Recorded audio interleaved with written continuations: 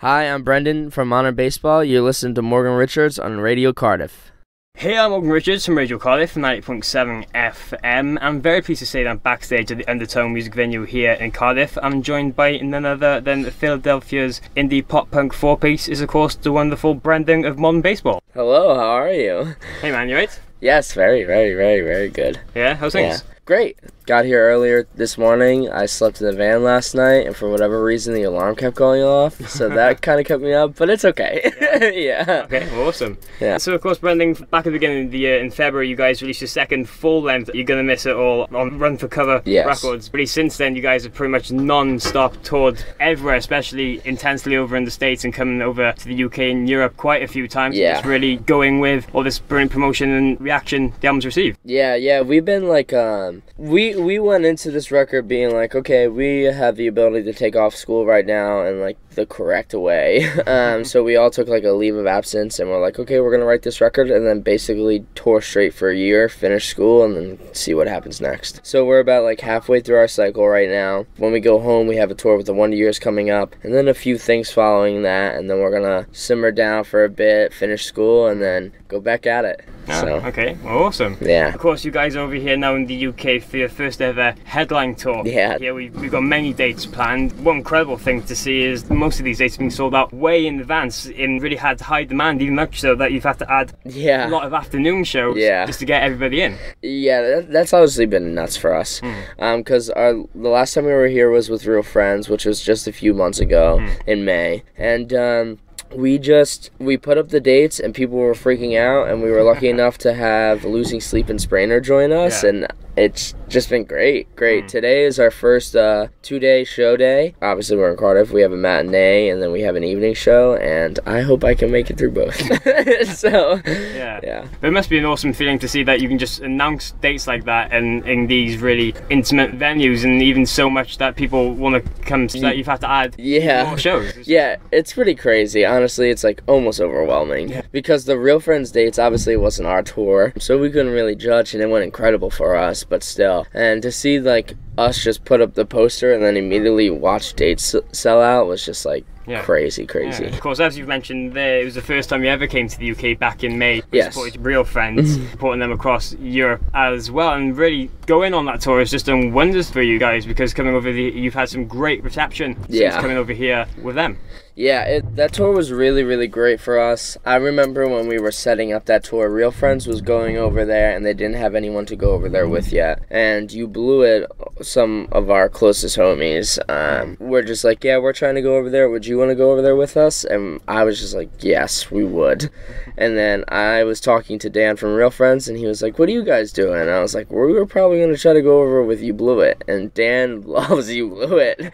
So it just kind of worked out. And all the shows were great. Like our tour, they sold out super far in advance, and it was just a blast. It was really a blast. Yeah, and as I've mentioned, since doing that tour, the new album has had some really great reaction, and I think a lot of that because if you listen to the record, it has a lot of those different elements that you can expect from some legendary pop-punk bands with the really hard-hitting stuff from Jimmy Eat World and Taking Back Sunday and stuff like that, but it also has a kind of mellow side to it as well. Yeah, we definitely feel like we stepped it up for this record. Like with Sports, we felt like we were kind of holding ourselves back a little bit. There was a lot of limitations against us as far as recording, time, all that kind of stuff. So with this record, we really sat down and worked through all the kinks and worked through everything on it, and we're super proud. Everyone really seems to enjoy it. So it's been great. Oh, awesome. Good thing to hear. And one thing I actually wanted to mention to you, Brendan, was the fact that I actually understand making the records, you actually record and produce all the music yourselves, especially on the last two full lengths, really doing everything really old school and having everything in your own hands. Yeah. Since day one, our whole thing has been is write and record and produce all of our own stuff. Our last record, You're Gonna Miss It All,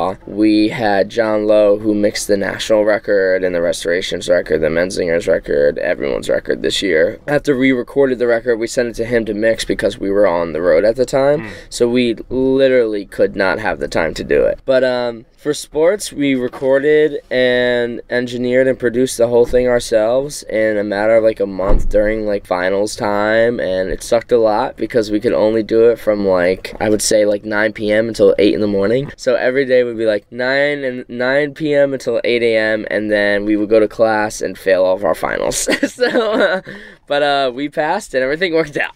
So, but yeah, we really like having that kind of control over our music. It's just something we've always done, and I think for whatever comes next, we might switch it up a little bit, but we're always going to have a huge part in the recording process. And going back now to this really mad, intense scheduled touring you guys have had since the release of the record back at the beginning of the year. We mentioned you've come to the UK a few times with this headline tour now and Real Friends, but you also came to do a couple of dates surrounding those Real Friends shows, playing at the Slam Dunk Festival with some of your favourite ever bands like Less Than Jake, Motor City Sound, and much more. That was honestly insane. We got the offer to play the festival a little bit before we left for the Real Friends tour, and we were immediately like yes, because just to see Less Than Jake and Motion City alone, like literally just that. But Slam Dunk was crazy for us, crazy for us, which is one of the main reasons we wanted to come back as soon as possible. I mean, we started planning the tour that we are on currently while we were on that Real Friends tour, just because we were like, okay, we need to get back here now. Slam Dunk was definitely like, you made the right call to come back here again kind of thing. It was incredible. Motion City is so good. I just watched them at Riot Fest this past weekend, and they played some new songs. Very excited. Good to hear. So. And as we've mentioned already, you're going to be continuing this non-stop touring. You'll be heading out on a massive tour back home in the States throughout October, playing over 30 shows with very good friends in The Wonder Years, The Story So Far, and Narwhals. Yes, Narwhals, We're really excited. We were on the Wonder Years tour, and they were like, hey, we're looking for 204 spot. Would you guys be interested? Blah, blah, blah. We love touring with you guys, and they helped us out so much as far as touring and understanding like how to be a band on the road and proper way to do things, uphold yourself and everything like that. So when they offered a tour, it was kind of just like, why would we say no to this? Also, Jake and I love The Story So Far. Love that band. So to find out that The Wonder Years and Story So Far were touring together, I was just kind of like... And then we met the Narwhals dudes at Slam Dunk, and they were like, yeah, we're just gonna go down, the three of us, like use everyone's gear, stay in the Story So Far bandwagon. And I was just like, you guys have this all planned out. Good for you. So yeah, we're excited. I really like that band. It's gonna be a good tour. Every time that we would post flyers for this tour, people would say, bring that tour over here first. And I'd be like, okay. So. And throughout the year, really, you guys have done a lot of shows with the Wonder Years. Yeah. Prior to heading out on our tour in May with Real Friends, and You Blew It over in the UK and mainland, we did about a month and a half long full US tour with them, where we were playing our biggest venues to date. It was insane. It was like really insane. In Philly, there was probably like 2,000 people screaming along to us. Yeah, and probably like close to 3 screaming along to the Wonder Years, and that was crazy to watch, because I saw that band play 600 cap venues when like I first located to Philly my freshman year with Jake. And to see them grow while we're growing is very, very crazy. Yeah. Like our Pennsylvania date on our next tour is in Bethlehem, and it's like 3,700 cap. So it will definitely be big. Yeah. And I actually understand that one of the dates on the tour in October actually sees you, Story So Far, and the Wonder Years join the legendary Taking Back Sunday for a date, and then you'll actually be playing with them in a special Christmas show around December as well. Yeah. We met those dudes in their management a minute ago and really got along, and the band seems to like us. So they wanted to have the entire tour package, because basically what they're doing right now is they're touring the US and picking different support every day, which is really, really cool. They played a $5 show in Maryland with the Menzingers, and it was just like a $5 Taking Back Sunday show. But they asked us to play their holiday gig with them, day 2 of it, day 1 being with the Menzingers, and how could we say no? So we actually did not know it was just going to be us and them, and when we found out, it was like via the poster, and we were just like, it's just us to Taking Back Sunday. So it's pretty crazy. Awesome. It sounds like over this year you've managed to play with a lot of your favorite bands. So far we've been killing it. As far as that goes, we were just like striking down the list. We play with Bayside and I Am the Avalanche for Sean, the Menzingers for all of us, Motion City, Less Than Jake. It's been a good year.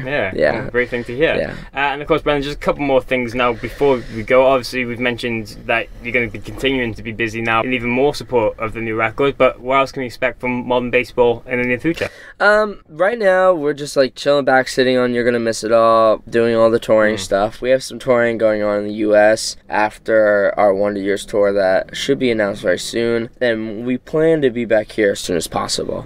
But right now we're just chilling. Jake and I are constantly writing, but we have no plans to record a new record anytime soon. We're really proud of You're Gonna Miss It All and are just getting into the stage of set length so we can play a lot of the songs. So we're just gonna enjoy it. Yeah, and then see where that takes us. So just taking advantage of the new record as you can, and maybe coming back to UK very soon. Yes, very soon, hopefully. Okay, well, awesome. Well, that's about it. Cheers, Brendan, for taking time out.